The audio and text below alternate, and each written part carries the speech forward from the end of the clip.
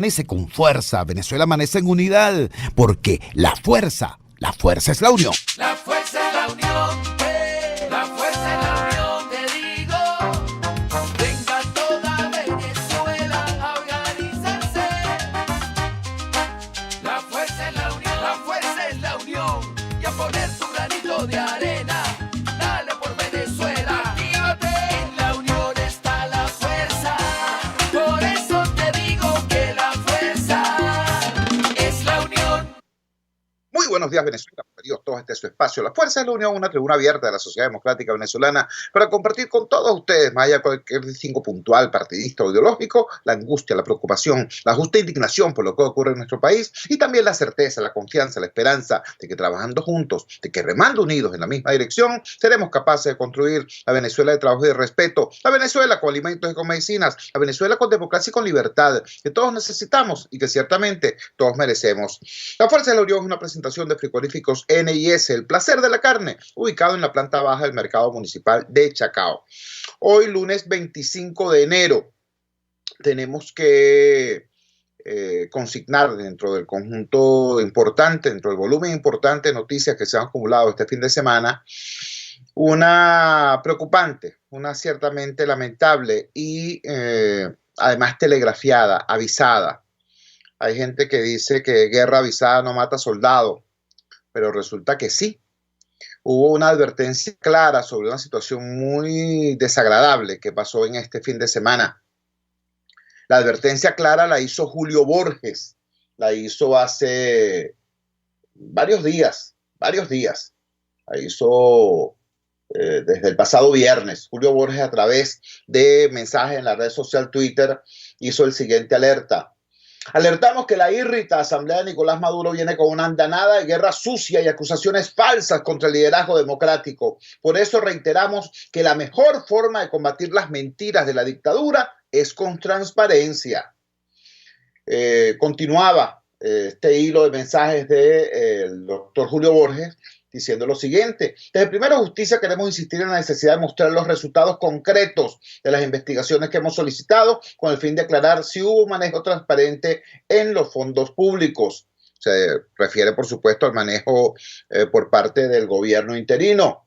Es fundamental dar respuesta, dice Borges, a cada caso que ha creado dudas en la opinión pública y dar acceso a toda la información necesaria para esclarecer de manera correcta cada uno de los eventos.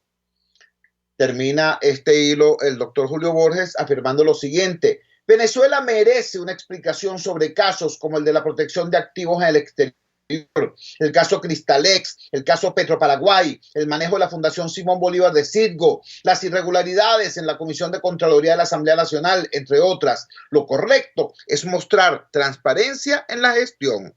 Bueno, usted me dirá, ¿qué de nuevo tiene eso? Es absolutamente correcto, es absolutamente coherente, es absolutamente normal. Quien ha tenido ejercicio de la función pública, quien en el ejercicio de la función pública además ha manejado recursos importantes, o ha tenido acceso a ellos, o ha tenido control sobre ellos, es lógico que presente cuentas, presente informe sobre ese manejo, sobre esa actividad con esos recursos, sobre todo cuando el país, cuando la ciudadanía está viviendo momentos de tan intensa precariedad. Entonces usted podría decir, bueno, pero que de nuevo lo que está diciendo el señor Borges es el ABC de la política y sobre todo de la política democrática. Bueno, para sorpresa de muchísima gente, estas afirmaciones del doctor Borges el pasado 22 de enero generaron una andanada de descalificaciones contra Julio Borges. Una serie de factores vinculados al gobierno interino le hicieron recriminaciones severas y descalificaciones políticas y personales al doctor Borges. El resumen de esas posturas fue algo así como, bueno, vale, tú también estás en esto. Tú no tienes moral para hablar de esto, tú estás dentro del asunto, tú eres canciller de Guaidó, tu partido forma parte de las 4 fracciones parlamentarias que han estado apoyando al gobierno interino, así que cállate la boca, que calladito te ves más bonito. Ese es más o menos el resumen de las afirmaciones que se hicieron en respuesta a estos planteamientos realizados por Julio Borges de manera premonitoria el pasado viernes 22 de enero. Bueno, resulta que tenía razón Borges. Efectivamente, al día siguiente se produce una extensa rueda de prensa del señor Jorge Rodríguez, del doctor Jorge Rodríguez, presidente de la Asamblea Nacional electa en medio de severos cuestionamientos el pasado 6 de diciembre del 2020, donde, y cito al diario El Nacional, ojo, estoy citando El Nacional, no a BTV, no a Correo del Orinoco. Estoy citando el diario El Nacional. El titular es el siguiente: Jorge Rodríguez denunció una operación gigantesca de corrupción encabezada por Guaidó. El presidente del Parlamento chavista anunció que oficiarán a los congresos de Paraguay y de Argentina para que investigue la presunta negociación entre el gobierno interino de Venezuela y el de Paraguay sobre la deuda que ese país tiene con Petróleos de Venezuela y el supuesto cobro de una comisión de $26 millones que no se llegó a concretar. Hace alusión este subtítulo a una de las denuncias, una de las advertencias hechas por Borges y una de las denuncias hechas por Rodríguez, efectivamente sobre el caso de Petroparaguay, unos abogados o un abogado que, diciendo representar a Guaidó, negoció con representantes del gobierno paraguayo un descuento en la deuda que tiene Paraguay con Venezuela por concepto de factura petrolera, por concepto de hidrocarburos. El descuento es importante y además de ese descuento importante habría de por medio el pago de una comisión a un abogado que termina siendo el abogado del tío del presidente de Paraguay. Imagínate tú. Era sobre eso que decía Julio Borges: ojo, alerta con eso, hay que dar toda la explicación necesaria. Efectivamente, ese tema y otros temas más son utilizados por Rodríguez el pasado sábado 23 de enero en, repito, esa extensa rueda de prensa en la que se permite un conjunto de afirmaciones muy rudas sobre lo que sería la transparencia administrativa o la falta de transparencia administrativa en el gobierno interino. La respuesta se la da la respuesta la da Juan Guaidó y la da el mismo sábado, en horas de la tarde, o creo que el domingo, ¿no? Nuevamente, para evitar sesgo, utilizó la misma fuente, el diario El Nacional. En el diario El Nacional, Juan Guaidó replica a la declaración dada por Jorge Rodríguez. Cito textualmente el titular del Nacional. Juan Guaidó respondió a Jorge Rodríguez: ustedes deberán rendir cuentas por el saqueo. El presidente del Parlamento chavista mostró durante una rueda de prensa una carta en la que presuntamente la presidencia encargada de la República, a través de un bufete de abogados, negó el uso del oro depositado en el Banco de Inglaterra para la compra de vacunas contra el COVID-19. En el texto de esta declaración leemos lo siguiente. Juan Guaidó, reconocido como presidente interino de la República por decenas de países, respondió este sábado a los señalamientos que en su contra hizo Jorge Rodríguez, presidente del Parlamento chavista. Guaidó llamó ventrílocuo a Rodríguez y aseguró que sus acusaciones forman parte de la propaganda, desinformación y el lenguaje de odio que promueve el régimen. Mientras usurpen funciones y estén señalados por delitos de lesa humanidad, seguirán protegidos los activos por nuestros aliados y ustedes deberán rendir cuentas por el saqueo, escribió el opositor en Twitter. Bueno, yo a estas alturas de este intercambio lo que debo decir es, en primer lugar, que estoy de acuerdo con el elemental sentido común expresado por el doctor Julio Borges en sus mensajes de advertencia del pasado viernes. Si hay situaciones turbias, y al parecer las hay, si hay situaciones equívocas, y al parecer las hay, si hay situaciones en el manejo de recursos de los fondos públicos que pudieran no estar en línea con la defensa de los intereses del país y con los intereses específicos y urgentes de las mayorías empobrecidas de Venezuela, y al parecer las hay. Si eso es así, entonces es obligación, sobre todo de quienes se dicen demócratas, de rendir cuentas. Y eso no es ni agresivo, ni forma parte de ninguna campaña de desinformación de nadie. Eso es una obligación de quien esté ejerciendo funciones públicas. Por un lado. Por otro lado, que de esa situación haga uso y abuso el gobierno y sus aliados. Bueno, lógico. Vamos a decirlo de manera clara. Si tú estás pasando, repito, en medio de una situación de extrema precariedad, no de los pobres, del país completo. Venezuela hoy se divide entre los pobres de siempre y los empobrecidos de ahora. Y ambos, los pobres y los empobrecidos, ven con horror esta situación en la que unos acusan a otros de saqueadores y al parecer, desgraciadamente, todos tienen algo de razón en sus acusaciones, quiero decir. Entonces, caramba, a nosotros, y cuando digo nosotros me refiero a los luchadores sociales, a los activistas sociales, a los que desde ese espacio de independencia y de autonomía luchamos también por la calidad de vida de la gente y por la democracia.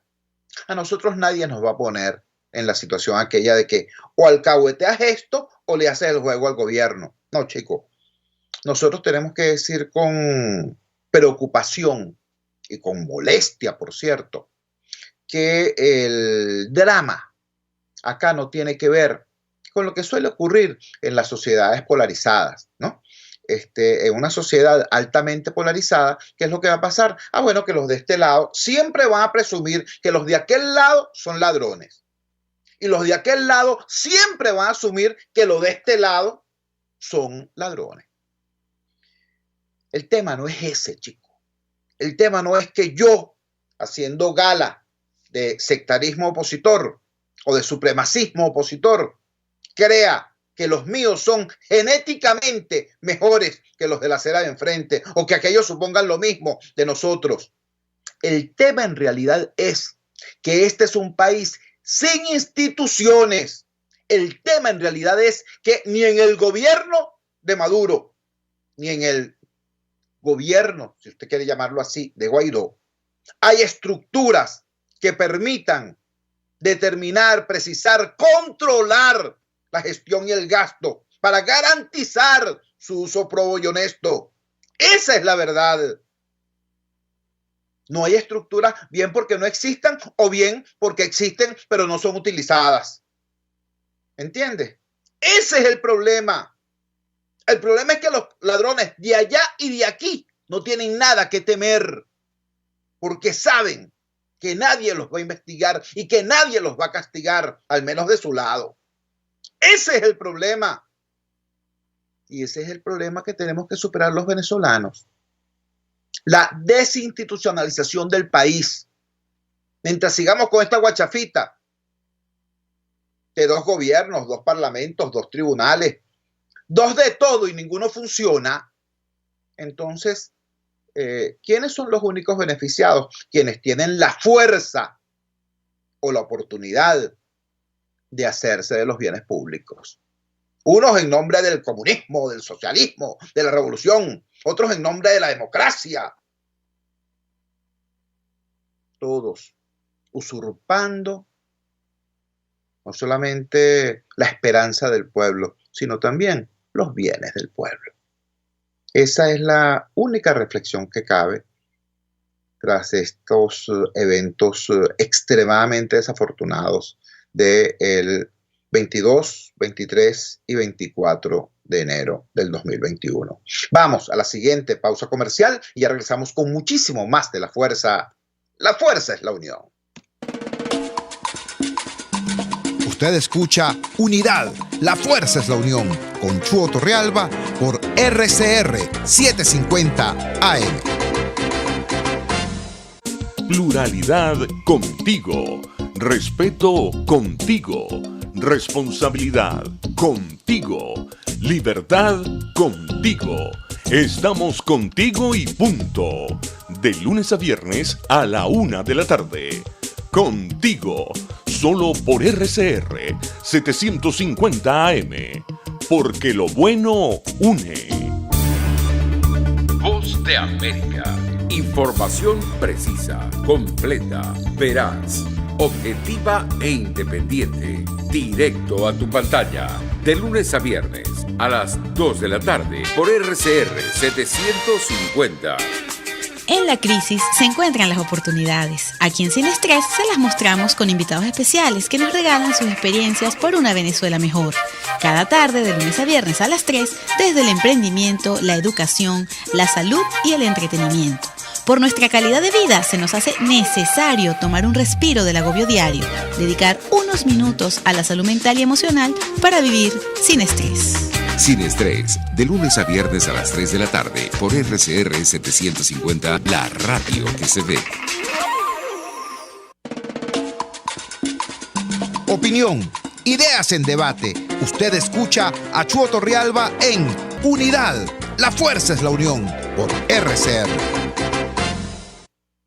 Regresamos a La Fuerza es la Unión. Efectivamente, este sábado 23 de enero hubo un doble aniversario. Digo doble aniversario porque se cumplieron 63 años de la caída de la penúltima dictadura que asoló nuestro país, y también se cumplieron 2 años del momento en el cual el entonces diputado Juan Guaidó se proclamó como presidente encargado de la República. Son 2 eventos importantes, 2 eventos que tienen un signo muy distinto y que además desafortunadamente tuvieron consecuencias muy distintas. La gesta del pasado 23 de enero originó el derrocamiento de la dictadura. En cambio, el gesto del 23 de enero del 2019 lamentablemente terminó generando, ocasionando el atornillamiento del régimen en el poder. Con este motivo, el pasado sábado hicimos una entrevista a el profesor Ángel Álvarez. El profesor Ángel Álvarez es profesor emérito de la Universidad Central de Venezuela, es PhD de la Notre Dame de París, es un politólogo venezolano, un estudioso, un científico del proceso político venezolano, y él tuvo importantes acotaciones que hacer sobre estos 2 aniversarios. Comparto con ustedes de inmediato un fragmento de la entrevista que le hicimos y que aún la pueden ubicar en nuestra cuenta en Instagram. Comparto con ustedes el sonido de ese fragmento. Ya, tenemos acá un pequeño problema técnico. Ángel Álvarez, le decíamos, es ciertamente un estudioso de la política venezolana, incómodo, por cierto, porque sus opiniones suelen ser muy autónomas. Gracias, Hugo. Bueno, yo dije que el 23 de enero fue el resultado de un larguísimo proceso de aprendizaje de las élites políticas venezolanas, que comienza muchísimo antes de que la dictadura de Pérez Jiménez se instaurase. Yo creo que un aprendizaje que comienza después de octubre de 1945, cuando los sectores democráticos, en lugar de pactar una democracia estable, gastaron prácticamente 3 años en conflictos, divisiones, confrontaciones, que en la época fueron llamadas el canibalismo político, que llevaron al golpe contra el presidente Rómulo Gallegos en 1948. Luego pasaron prácticamente 10 años de clandestinidad, de represión, de persecución, de hostigamiento, de asesinato, torturas, desapariciones, exilio y muchísimo estudio. Y ese estudio hizo una gran diferencia. Nuestras élites políticas se dedicaron a aprender de en Chile, aprender de experiencias en México, aprender de experiencias en Costa Rica, aprender de experiencias en los Estados Unidos y en Europa. Y con base a esas experiencias aprendidas y vividas, porque vivía un exilio, la mayor parte de ellos nada cómodo, muchos de ellos exilios en situaciones muy precarias, prácticamente sobreviviendo, teniendo que trabajar, algunos dando clases, otros escribiendo en prensa, otros por la ayuda de los amigos internacionales, otros en labores profesionales. Aprendieron que no hay forma de hacer política democrática sin diálogo, que no hay forma de hacer política democrática sin acuerdo, y que no hay forma de hacer política democrática sin unidad, pero no la unidad como un mito, sino la unidad práctica, la unidad de acción, la unidad de estrategia, con una coordinación adecuada. Al mismo tiempo, los que estaban en el exilio entendieron muy bien que el protagonismo estaba en quienes estaban en Venezuela, no en quienes estaban en el exilio, y favorecieron, apoyaron, fortalecieron las acciones de quienes estaban en el país, haciendo las cosas que podían hacer, con un gran realismo, es decir, sin pretender desde el exilio que ellos podían dictar órdenes e imponer líneas de acción, sino concediendo una gran autonomía a los representantes de sus propios partidos que estaban en la clandestinidad, tratando de establecer acuerdos con el propio régimen. Hay forma de derrocar un régimen autoritario si no hay cooperación de parte de sectores de ese régimen autoritario que faciliten la transición, bien sea por la vía de la fuerza, como el 23 de enero, o por la vía del acuerdo, la negociación y las elecciones, como en muchos otros casos en el mundo. En ambos casos, tanto por la vía de la fuerza como por la vía de la negociación y el acuerdo, es indispensable que los sectores democráticos cuenten con puentes y estas negociaciones con sectores del régimen autoritario. Esto también lo aprendieron en la práctica. No fue una cosa que nadie les enseñó.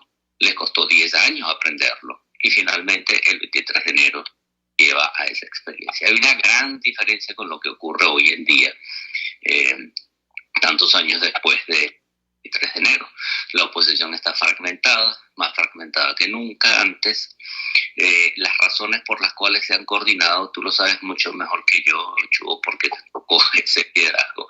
Las razones eran pragmáticas en la mayor parte de los casos, las razones eran de distribución de cuotas de poder para muchos dirigentes en lugar de con el propósito de propiciar una acción concertada a la democratización. Ha sido muy difícil conservar y lograr la unidad lograr y conservar la unidad de la estratégica de la oposición, y ha sido muy difícil que quienes están en el exilio entiendan que quienes tienen que dirigir la política venezolana son los que están en el terreno y que tienen que hacerlo con criterios realistas.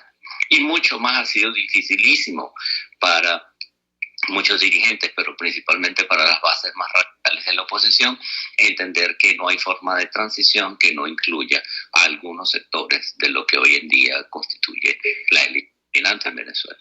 Estamos conversando, repito, con el profesor Ángel Álvarez, profesor emérito de la Universidad Central de Venezuela, PhD de la Notre Dame de París, analista curioso, analista político, que nos está dando sus impresiones sobre lo que significa hoy, 23 de enero del año 2021, tanto el 63 aniversario de la caída de la dictadura de Pérez Jiménez como el segundo aniversario del llamado interinato.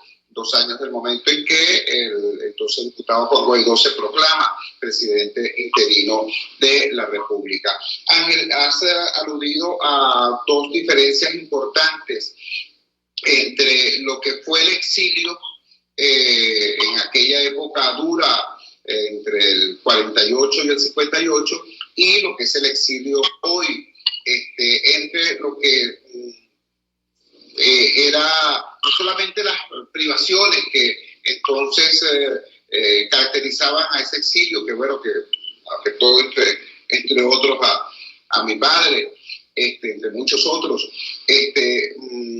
Caramba, pero quisiera que nos dieras tu opinión acerca de cómo destrabar ese aspecto, porque tiene que ver no solamente con la decisión o el querer ser por parte de estos actores, sino que el mundo hoy es distinto. Es decir, hoy existen las redes sociales, hoy existe la curiosa capacidad, ¿no?, de que alguien pueda estar en Madrid, en Bogotá, en Miami o en Washington y pretender estar teledirigiendo la oposición en Venezuela. Eso antes sencillamente no era factible desde el punto de vista práctico. También tenemos este otro tema disculpa si suena odioso, pero es exacto. Nuestra sociedad está terriblemente empobrecida por 20 años de caos, por 20 años de saqueo, por 20 años de corrupción y también por los efectos más recientes de la política de las sanciones generalizadas. Cuando digo que está empobrecida nuestra sociedad, también está empobrecida la oposición que está aquí adentro. Sin embargo, el exilio o algunos de los factores que están en el exilio cuentan con recursos ingentes. Entonces hay también allí una asimetría, un desbalance importante. ¿De qué manera, tomando en cuenta estas realidades tecnológicas de hoy y estas asimetrías económicas y políticas, poder llegar a una situación como la que dio espacio al 23 de 1958? O sea, ¿de qué manera poner los caballos donde van y la carreta donde corresponde? ¿Cómo ubicar que la diáspora y que los políticos en el exilio, con todo lo importante que puede ser su aporte, no pueden tener la dirección de un proceso que se verifica acá en nuestro país? Sí, bueno, yo creo que eso, los únicos que pueden hacérselo entender son los venezolanos que están allá. No queda más remedio. Los venezolanos que están allá tienen el deber de organizarse, tienen el deber de, en primer lugar, tienen el deber de sobrevivir, es el principal deber. Sobrevivir en estas condiciones tan adversas en las que está el mundo, pero en particular en las que está Venezuela, con la suma de la pandemia y el desastre económico al cual ha conducido al país el gobierno de Maduro. Pero además de sobrevivir, y como instrumento incluso para la sobrevivencia, es clave la organización social, es clave la organización de redes, no solamente redes sociales digitales, como las que están dando tú y yo, sino redes sociales materiales, o sea, redes sociales efectivamente afectivas y con contacto físico y psicológico de la población de forma directa. Ese tejido social que de alguna manera el chavismo destruyó, desmontó, pese a haber existido unas condiciones de relacionamiento social bastante intensas en Venezuela antes del chavismo, comienzos del chavismo, y que hoy en día están muy desmanteladas y muy afectadas, es necesario recuperarlo. Y solamente una mayoría construida a partir del relacionamiento de los venezolanos en la sociedad y de un liderazgo en Venezuela, un liderazgo político en la que se vincule inteligentemente a ese liderazgo social sin pretender imponerle a ese liderazgo social una política, sino en conexión con esa y en cooperación con ese liderazgo social. Solamente ese liderazgo político podrá luego decirle al liderazgo del exilio: mira, está muy bien, tú tienes acceso a internet 24 horas al día, tú puedes enviar tweets todo el día, pero quien está aquí, quien conoce esta realidad, quien está en conexión con los venezolanos, quien puede negociar de tú a tú con los factores de poder en Venezuela, somos nosotros. Y entonces,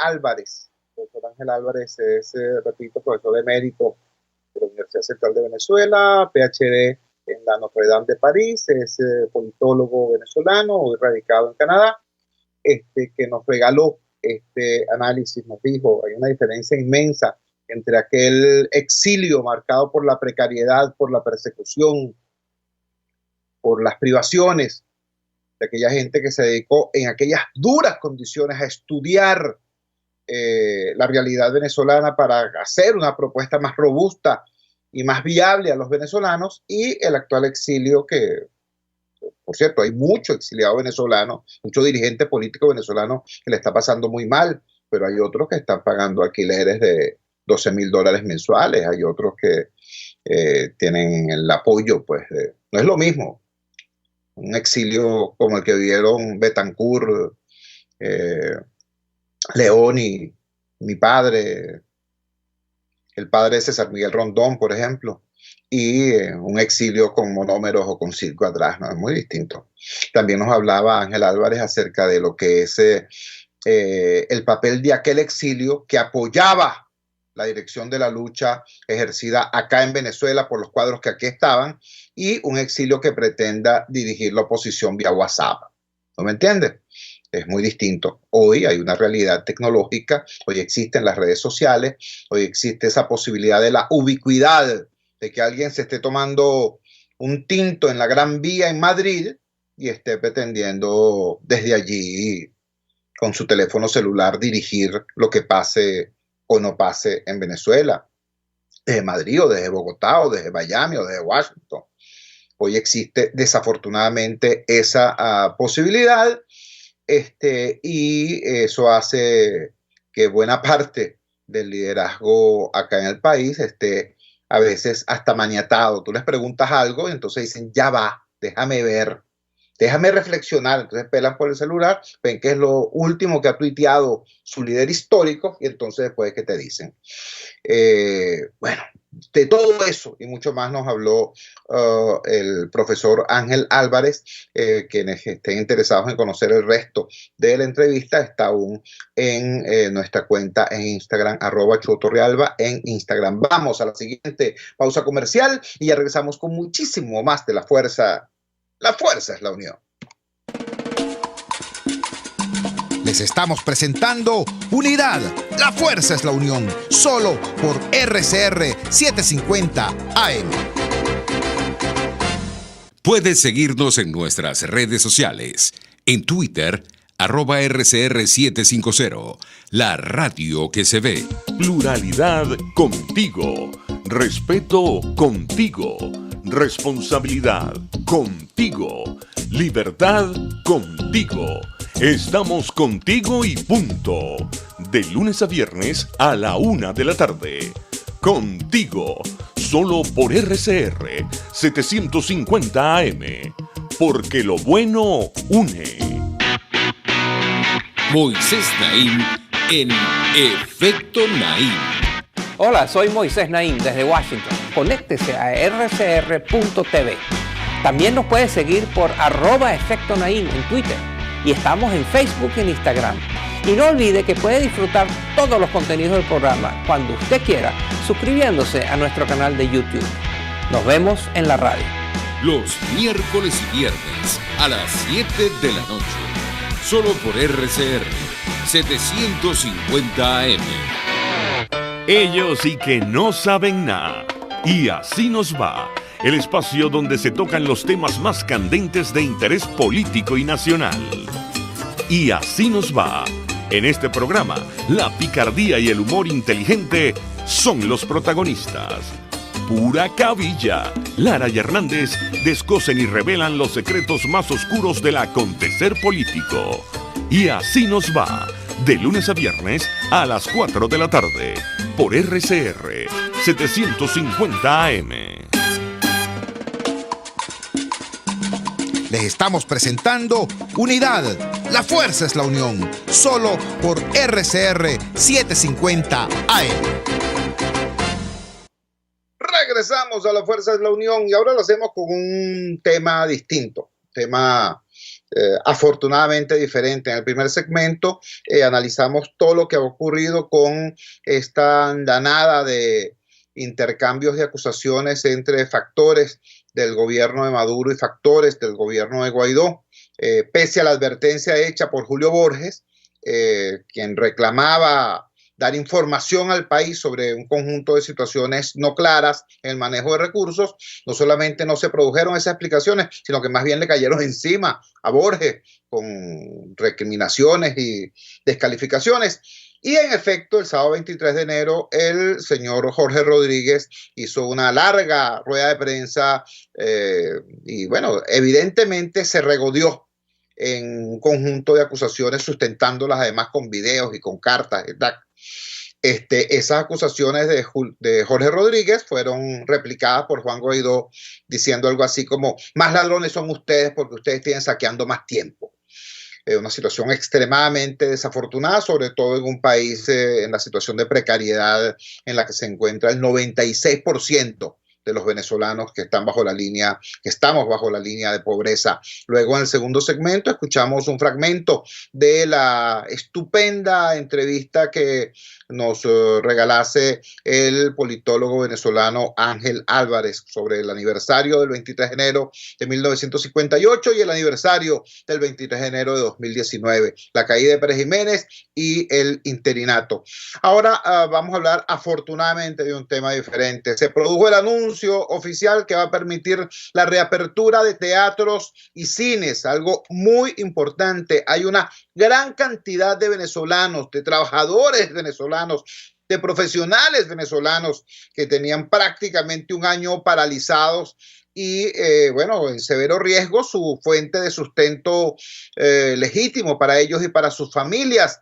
Mientras eso ocurría, el gobierno estaba funcionando, el gobierno de Maduro funcionaba perfectamente con su Teatro Junín, haciendo eventos desde su teatro y muchas veces sin cumplir las necesarias normas de bioseguridad. Bueno, repito, este anuncio es un anuncio positivo para la cultura y para ese sector de trabajadores. Tenemos en línea a Bernardo Rotundo. Bernardo Rotundo es presidente del circuito Gran Cine. Bernardo, gracias por atender nuestra llamada madrugadora. ¿Qué significa este anuncio? ¿Qué podemos esperar en los próximos días con la reapertura de los teatros y los cines en nuestro país? Te escuchamos.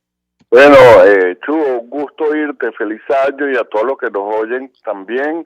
Bueno, ciertamente el medio cinematográfico, las salas de cine y los distribuidores y el cine venezolano, ahora voy a explicar por qué el cine venezolano también se interesa mucho en este tema.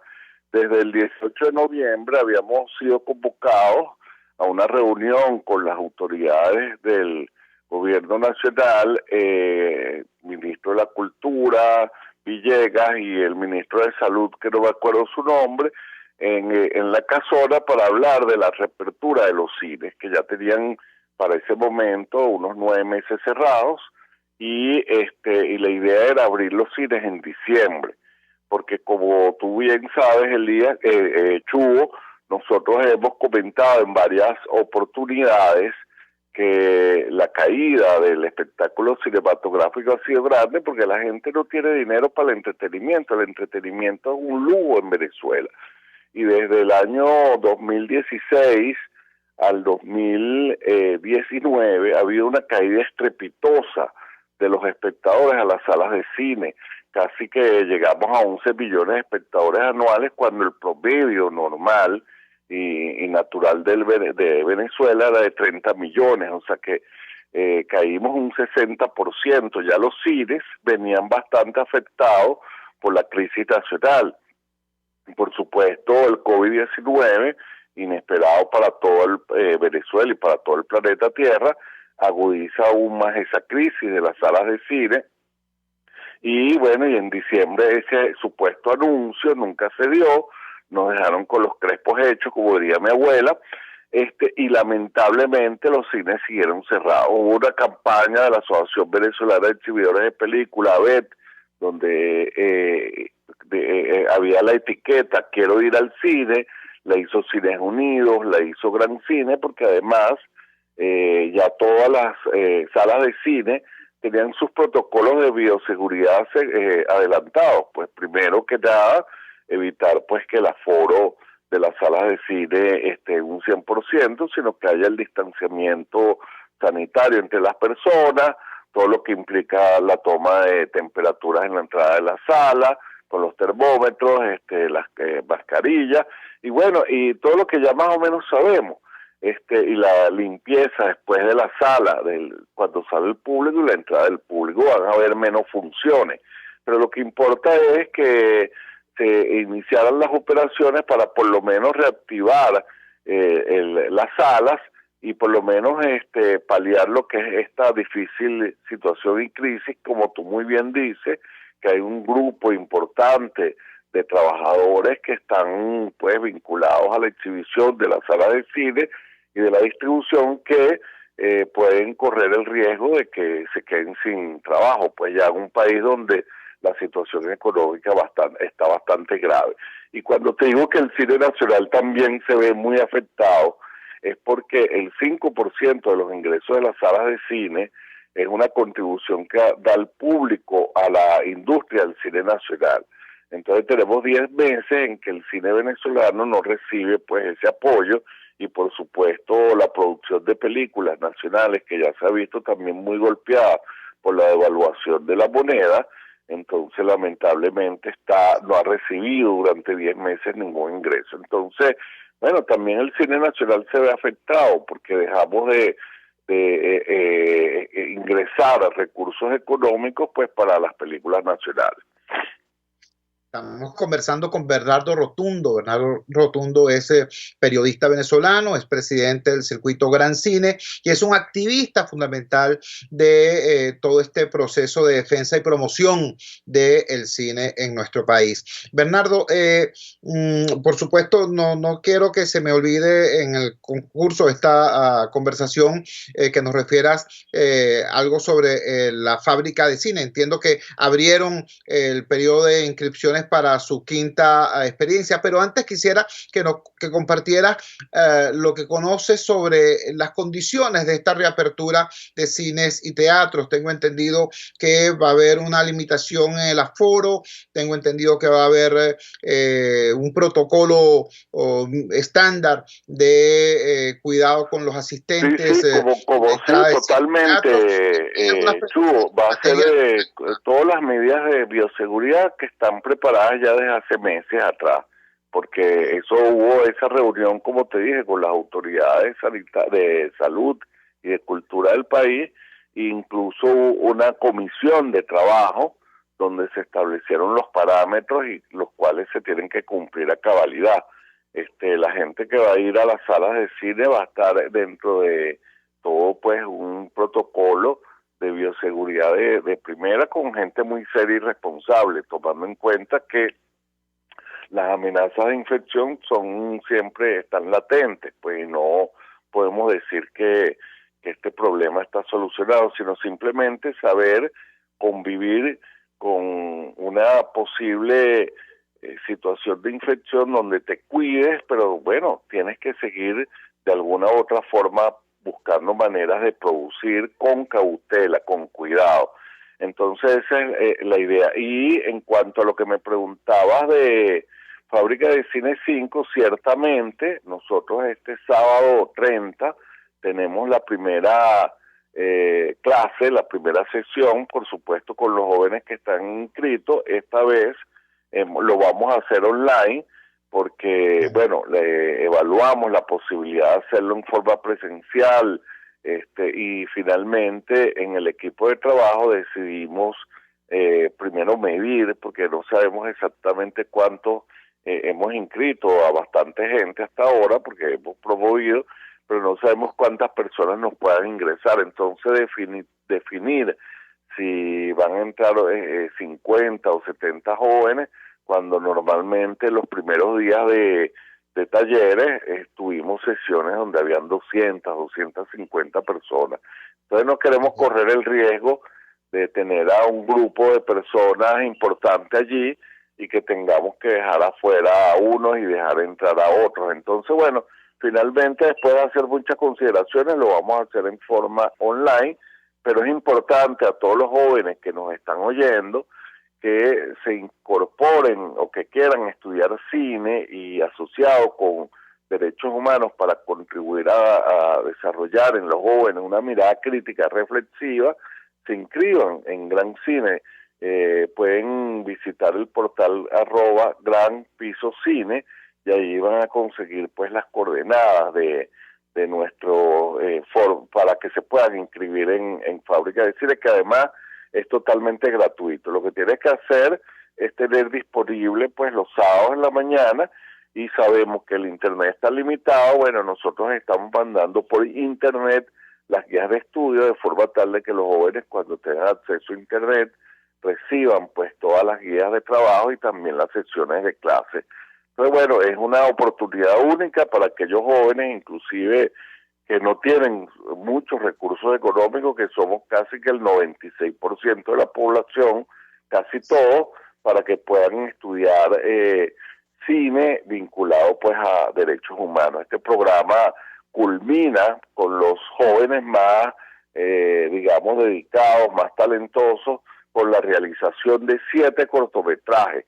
Ya hasta ahora Fábrica de Cine, durante los años que hemos hecho, las 4, digamos, cursos que se han hecho, los talleres, se han realizado 29 cortometrajes. Este año aspiramos, y el año pasado los hicimos todos en cuarentena. Hubo un sello inicial, pues, de esos cortometrajes que dice realizados 100% en cuarentena. Este año creemos que lo vamos a hacer mixto. Es probable que esta primera sesión, que va a ser toda online, más adelante podamos hacer algunas presenciales. Ahí vamos a ir monitoreando pues cómo va la situación, pero Fábrica de Cine no se detiene. Vamos a la edición número 5 y esperamos pues que se inscriban muchos jóvenes para que puedan desarrollarse en el área cinematográfica y aprender acerca de sus derechos, los valores democráticos, la cultura ciudadana. Estamos conversando con Bernardo Rotundo, presidente del Circuito Gran Cine, y precisamente el Circuito Gran Cine estrena el próximo miércoles la película Érase una vez en Venezuela, Congo Mirador. Poca gente sabe que Congo Mirador es efectivamente el nombre de un pueblo venezolano, un pueblo donde acudían muchísimos turistas de Venezuela y de todas partes del mundo, porque desde allí se podía apreciar la maravilla de lo que es el relámpago del Catatumbo, ese fenómeno natural. Esta película es la candidata de Venezuela al Oscar. Háblanos un poco de eso, Bernardo. Mira, porque, Chugo, bueno, fíjate lo siguiente, tú acabas de decir, mucha gente todavía no sabe, y no es por criticar a la gente, sino porque es un pueblo muy remoto que queda al sur del lago de Maracaibo. El Congo Mirador es en Venezuela. La película es una película hecha por Anabel Rodríguez. Nosotros firmamos un acuerdo de distribución en el año 2015, pero ella tiene haciendo la película como 7 años, y primero hizo un cortometraje espectacular que se llama El Barril, que por cierto, los chamos que participan en ese cortometraje El Barril, dada esta profunda y horrible crisis que está crisis humanitaria profunda que está viviendo Venezuela, están desnutridos y muriéndose de tuberculosis. La gente del Cineclub del Zulia ha hecho una campaña, y Gran Cine por supuesto también se ha sumado, y le hemos dado dinero y recursos porque Anabel y Viviana Márquez han traído a esos chamos y los han metido en una clínica y les están haciendo un tratamiento, porque lamentablemente, bueno, la crisis económica ha hecho pues que estos niños estén debilitados porque no se alimentan bien. Eso es una tragedia. Bueno, el hecho es que la película, después de haberse realizado durante 7 años, retrata, es una película que yo digo que el realismo mágico de García Márquez se queda corto, y que a veces parece más bien una película surrealista documental. Ese género no existe, es una locura que yo estoy diciendo, un disparate, pero es que todo es tan absurdo, todo lo que vemos en la película y que ocurre de verdad, que a los foráneos debe sorprender, y por eso es que la película yo creo que tiene buenas posibilidades de quedar en el Oscar. Ojalá, la estamos ligando, nosotros decimos que vamos para el Oscar, y la película está nominada a Mejor Película Internacional, pero también los productores la han postulado a Mejor Documental, o sea que estamos intentando entrar por una u otra vía, pero como todos saben, o si no se los explico rapidito, la ceremonia del premio del Oscar es muy competitiva. Allí, por ejemplo, en Mejor Película Internacional hay 91 representantes, películas de todo el mundo, y para Mejor Documental hay 150. O sea, la competencia no es nada fácil, pero tú ves la película. Mira, Chu, yo ayer hice la prueba técnica en los cines Paseo del Trasnocho Cultural, tú sabes, bueno, preparando el estreno que va a ser este miércoles 27 en los cines Paseo del Trasnocho Cultural, y vamos a estar en 9 ciudades de Venezuela con la gente de Cines Unidos. Vamos a estar en Maracay, Valencia, Barquisimeto, Maracaibo, San Cristóbal, Puerto Ordaz, Margarita, y por supuesto aquí en Caracas. Bueno, la película la vi en la pantalla grande, y de verdad que, oye, ver cine en una pantalla grande es de verdad el espectáculo, es un fenómeno totalmente diferente, es otra dimensión. Verlas por streaming y en tu casa, en la computadora, con un internet malo como el que tenemos en Venezuela, que se ubica entre los últimos peores del mundo, junto a África y a los países más pobres del planeta, de verdad que no se aprecia bien las películas porque se detienen cuando las ves en la casa, cuando las bajas pues por VOD o las descargas por streaming. Cuando la vi ayer, que la vimos completa, porque tenemos que, eso es una prueba técnica que siempre se hace con todas las películas, oye, fue impresionante verla en la pantalla grande, y además donde tú aprecias el laborioso trabajo de encuadre cinematográfico y fotográfico. Pues yo invito a todos los que nos están oyendo, que yo sé que, bueno, los costos de las entradas son complicados, que ir al cine, pero bueno, que hagan un esfuerzo y traten de ver la película en las salas de cine, que es el mejor apoyo que le darían a una película que además tiene una mirada acuciosa, crítica de la realidad nacional. Recrea pues todo lo que significa pues también el derecho al voto, todo lo que significa el populismo, y bueno, y es como tú dices, estamos ubicados en un lugar privilegiado como el Congo Mirador, donde se aprecia el fenómeno del relámpago del Catatumbo, y que lamentablemente hoy día el Congo Mirador, por los problemas de sedimentación y de las malas prácticas políticas del Ejecutivo Nacional, prácticamente ha desaparecido. Lo que pudo haber sido el Congo Mirador, pues como tú muy bien lo decías, una gran atracción turística que pudiese atraer pues la visita de muchos turistas nacionales e internacionales, hoy día es un pueblo fantasma. Y vean la película para que ustedes se den cuenta de lo mal que está nuestro país, que descuidamos hasta esos espacios que podrían ser un rincón privilegiado, no de Venezuela, de todo el planeta Tierra. Así es. Bernardo, te agradecemos inmensamente que nos hayas regalado estos minutos en esta madrugada del lunes 25 de enero. Un gran abrazo y nos vemos el miércoles.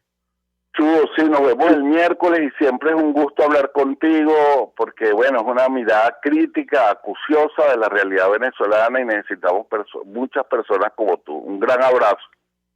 Gran abrazo, hermano. Gracias. Bernardo Rotundo, presidente del Circuito Gran Cine, haciendo estos anuncios acerca de la reactivación de los cines y teatros, advirtiéndonos que arranca la quinta cohorte del programa Fábrica de Cine, un programa que pone el cine al acceso, accesible para los niños de las escuelas y colegios de los barrios de Caracas y de Venezuela. Y también nos habla de este estreno de Érase una vez en Venezuela, Congo Mirador, advirtiendo que Congo Mirador es efectivamente un pueblo venezolano del sur del lago de Maracaibo, donde ocurre una historia que ya la hubiera querido para sí García Márquez. Trabajamos para ustedes en la dirección general de la emisora, Jaime Nestares, al frente de los controles estuvo César Arteaga, habló para ustedes su amigo, comunicador popular, activista social, ciudadano en lucha por la democracia y por la libertad, Jesús Chua Torrealba. Ahora más que nunca, fuerza Venezuela, porque la fuerza es la unión. La fuerza de la unión fue una presentación de Frigorífico CNIS, el placer de la carne, ubicado en la planta baja del mercado municipal de Chacao. Muy buenos días, hasta mañana. RCR presentó Unidad. La fuerza es la unión, con Chuo Torrealba, solo por RCR